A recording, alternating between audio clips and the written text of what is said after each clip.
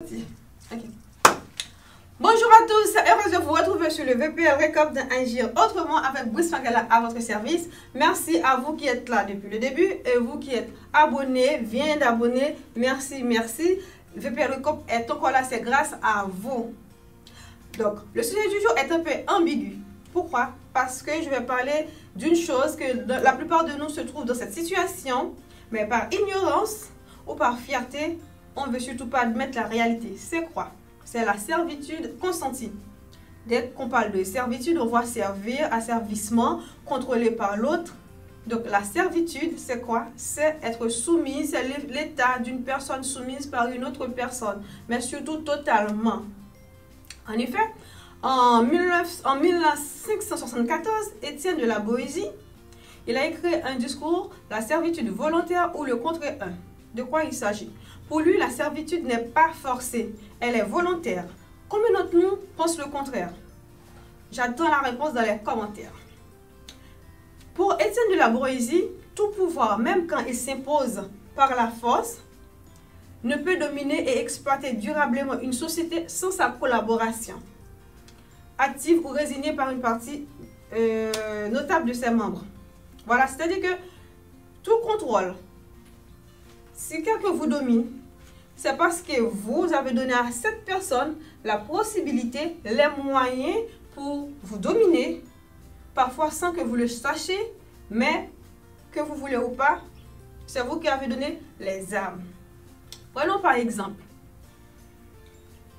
on dit très souvent, l'homme aux abords du pouvoir n'est pas l'homme au pouvoir, n'est-ce pas vrai? Bon, je vais pas faire trop de la politique, mais on connaît tous cet adage. Lorsque quelqu'un veut poser sa candidature, elle va mener sa campagne. Je vais faire X, Y pour cette population. Si vous me votez, si je suis élu, grâce à vous, je vais vous donner les moyens pour faire ci, pour faire ça. N'est-ce pas vrai? On a tous déjà entendu parler, entendu ce discours. Ok. Cette personne arrivée au pouvoir, elle fait le contraire des choses qu'il nous a dit. Et malgré tout, on lui obéit quand même. Qui a donné à cette personne le pouvoir de nous dominer, de nous faire, de nous soumise? Qui? Voilà. Deuxièmement, prenons par exemple, vous travaillez dans une société. Vous commencez de 8h à 16h ou de 8h à 20h. Pour une raison X ou Y, votre chef vous dit un bon matin. Écoutez, à partir d'aujourd'hui, vous allez tous commencer à 6h du matin pour terminer à 23h.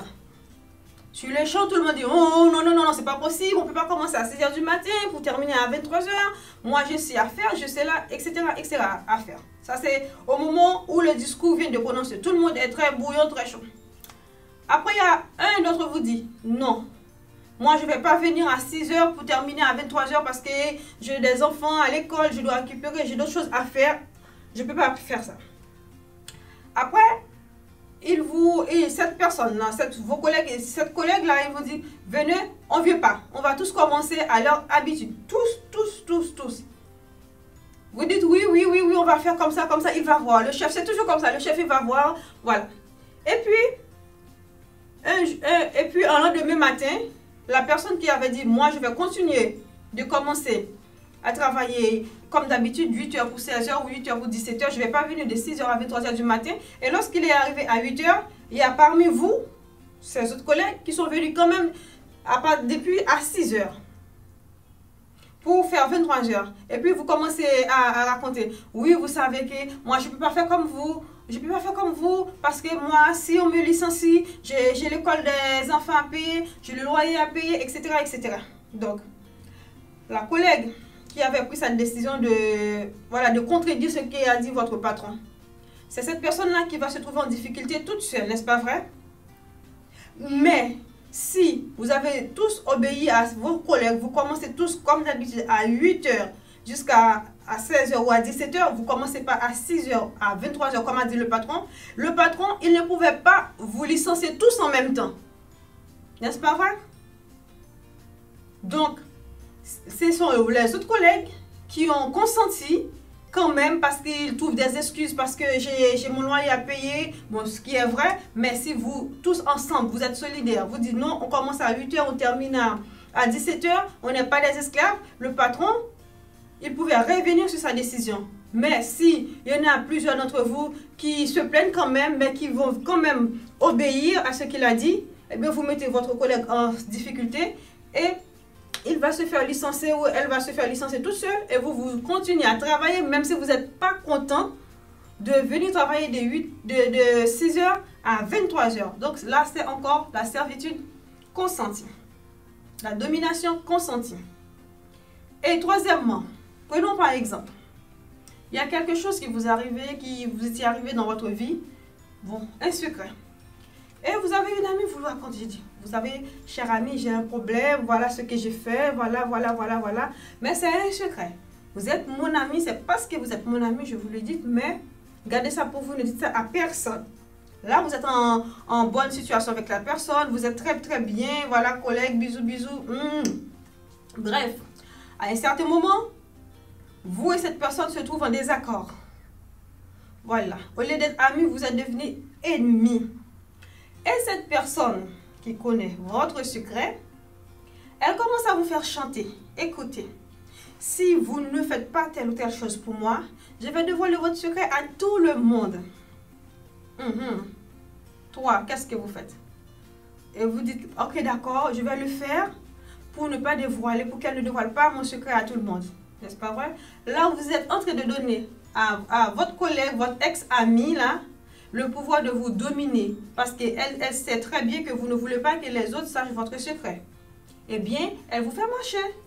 Elle vous manipule pour vous dominer par rapport à votre secret. Mais si elle était venue vous dire, écoutez ma collègue, comme on n'est plus amis, donc votre secret, là, je vais le dire à tout le monde. Si vous l'avez dit, écoute ma chère, faites ce que vous voulez avec mon secret, je n'ai rien à perdre.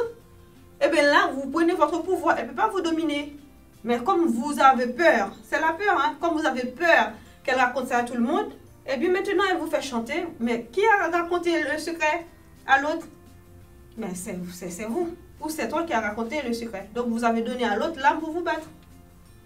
Voilà. Donc pour Étienne de la Boétie, c'est ça la servitude consentie. Donc il y a certaines situations, très souvent même, vous vous trouvez dedans, l'esclave de l'autre, c'est vous qui avez donné les moyens. Bon, moi je peux dire dans la majorité des cas, c'est vous, d'une manière ou d'une autre, c'est vous qui avez donné le moyen à l'autre personne de vous dominer sans le savoir. Parfois la personne peut utiliser l'amour pour vous dominer, la peur pour vous dominer, la pression pour vous dominer, parfois aussi les moyens économiques pour vous dominer, pour vous faire chanter. Mais si vous dites non, moi, encore il y a quelque chose qui me vient à l'esprit. Prenons par exemple une jeune femme qui se prostitue. Après, elle vous dit, moi, je n'avais pas le choix. À un certain moment, j'avais perdu mes parents, j'avais plus personne pour m'aider et tout. Mais cette personne-là, elle avait le choix. Elle avait le choix de ne pas se faire, de ne pas se prostituer, de ne pas passer par un proxénète ou une proxénète, comme on dit, pour se faire prostituer, pour pouvoir payer son loyer, pour pouvoir faire ses études. C'est un choix qu'elle a fait. Après, elle se fait dominer par l'autre personne. Après, pour dire, je n'avais pas de choix. Vous avez le choix. Parce que moi, il y a des personnes qui sont des difficultés, qui sachent tout moyen. Il y a des jeunes filles, moi, qui je sais, qui sont allées à l'école, qui travaillent comme...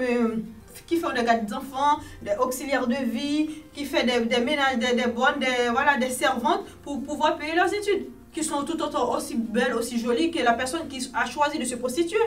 Donc, vous avez toujours le choix. Ne dites pas que vous n'avez pas le choix. Je le fais parce que je n'avais pas le choix. Si. Vous avez le choix. Arrêtez de vous faire dominer par l'autre personne en trouvant des excuses.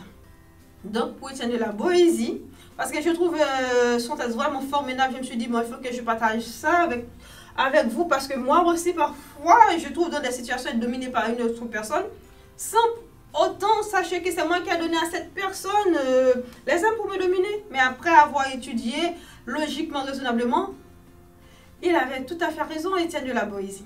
Donc, c'était tout pour aujourd'hui, et surtout, sache à qui vous donnez votre secret, sache à qui vous parlez, sache pour qui vous allez voter. D'accord? Bon, c'était tout pour aujourd'hui. Et restez branchés sur le VPRE comme d'agir autrement avec Brice Magdala à votre service. Et surtout, Arrêtez la servitude consentie.